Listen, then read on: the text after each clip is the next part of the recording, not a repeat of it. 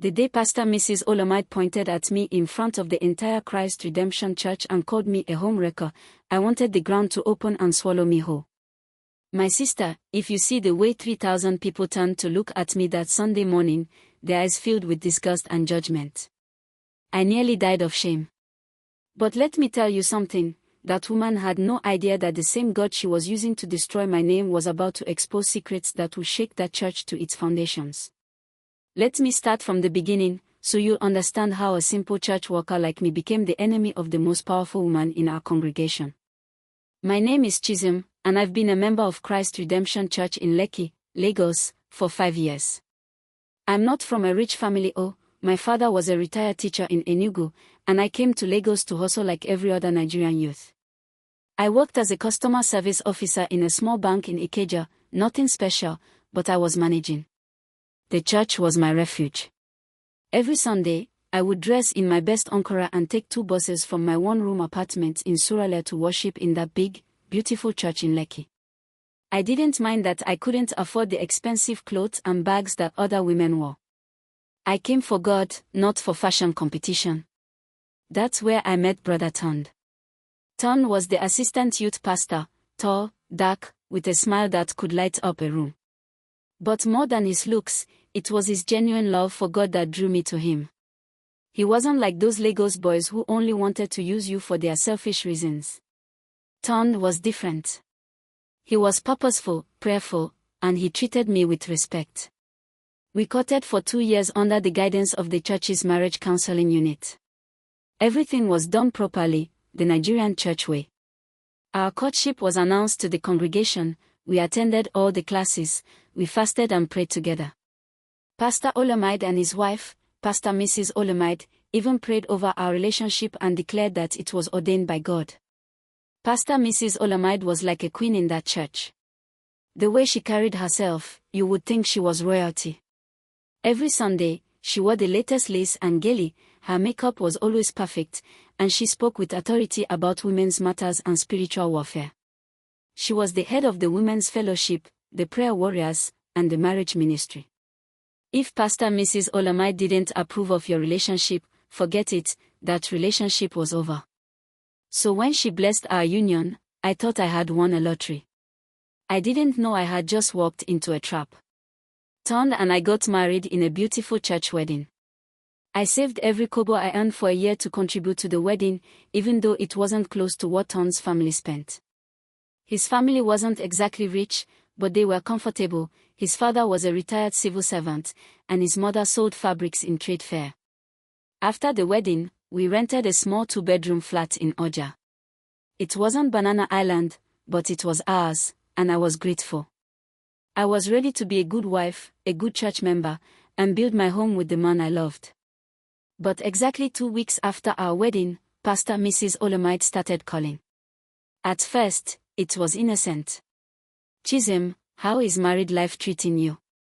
Chisholm, are you attending the Young Wives Fellowship meetings? Chisholm, remember to submit to your husband in all things. Then the visit started. She would show up at our house unannounced, claiming she was just checking on her daughter in the Lord. She would inspect my house, my cooking, the way I dressed at home. She would give me unsolicited advice about everything, how to arrange furniture, what to cook for my husband, even how to wear my hair.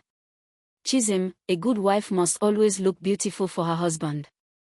Don't let yourself go just because you're married now, she would say, eyeing my simple house dress with disapproval. I tried to be respectful. After all, she was my pastor's wife and my elder in the faith. But the visits became more frequent, and her criticism became sharper. The war truly started when I got pregnant 3 months into the marriage. You would think a woman of God would celebrate another woman's pregnancy, ABI. Not Pastor Mrs. Olamide. The day I announced it to the Women's Fellowship, expecting congratulations and prayers, the look she gave me, my sister, that look was colder than freezer. So soon, she said, her voice dripping with something I couldn't quite place. You people didn't wait to establish your marriage first before bringing children into the world. I was confused. Wasn't pregnancy a blessing? Wasn't this what married couples were supposed to do? But I respected her as my spiritual mother, so I kept quiet and smiled.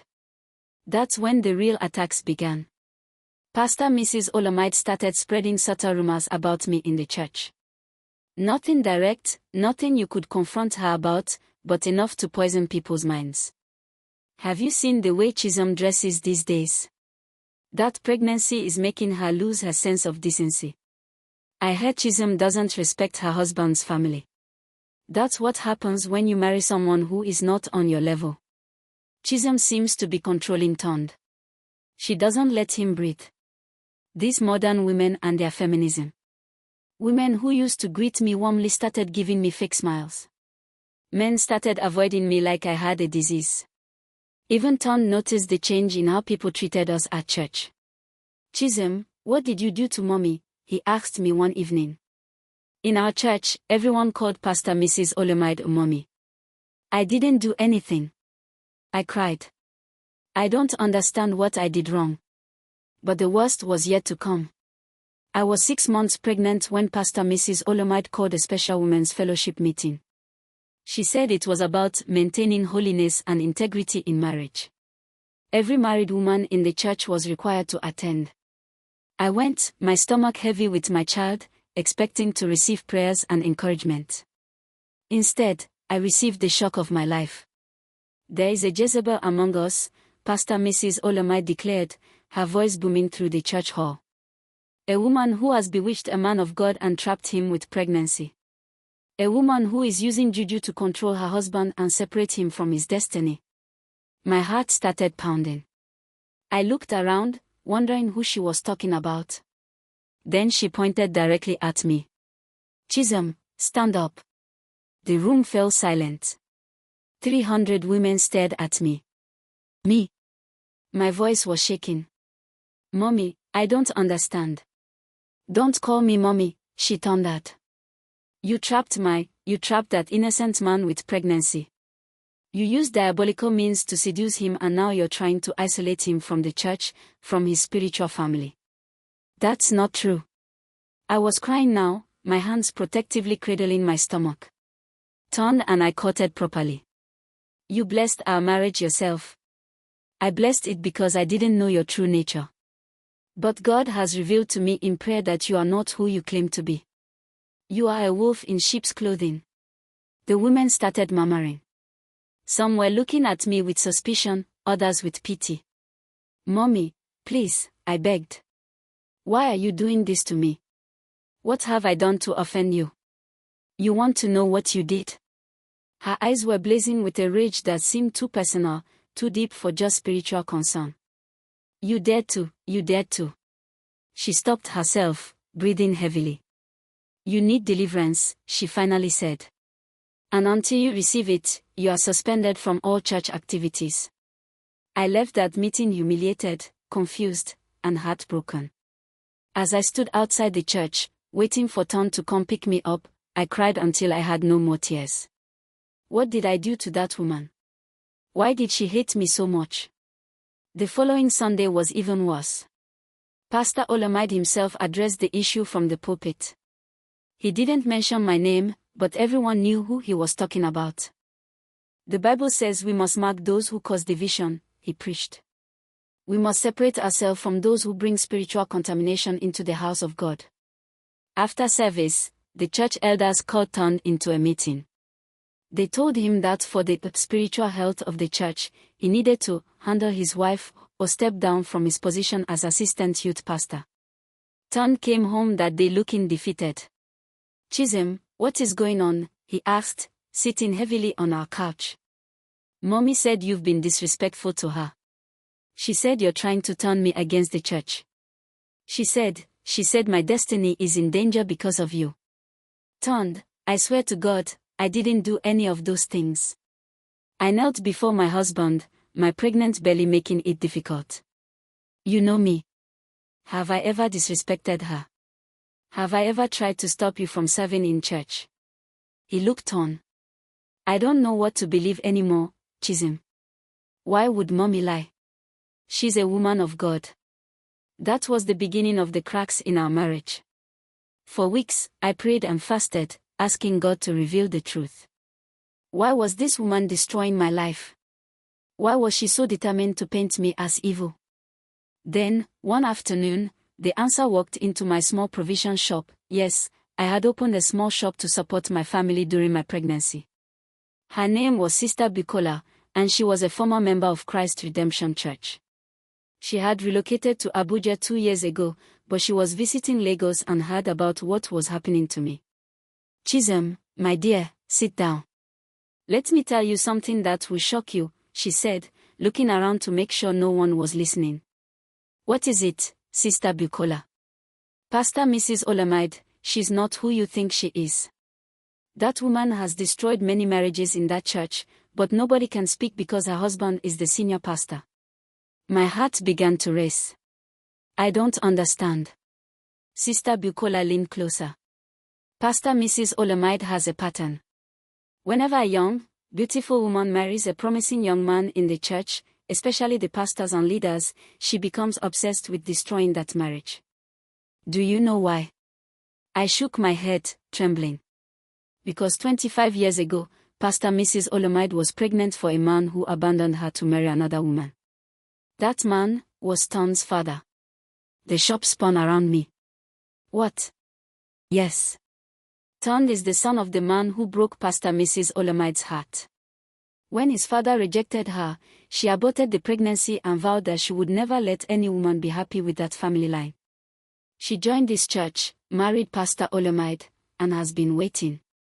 When Ton joined the church 6 years ago, she recognized him immediately. He looks exactly like his father.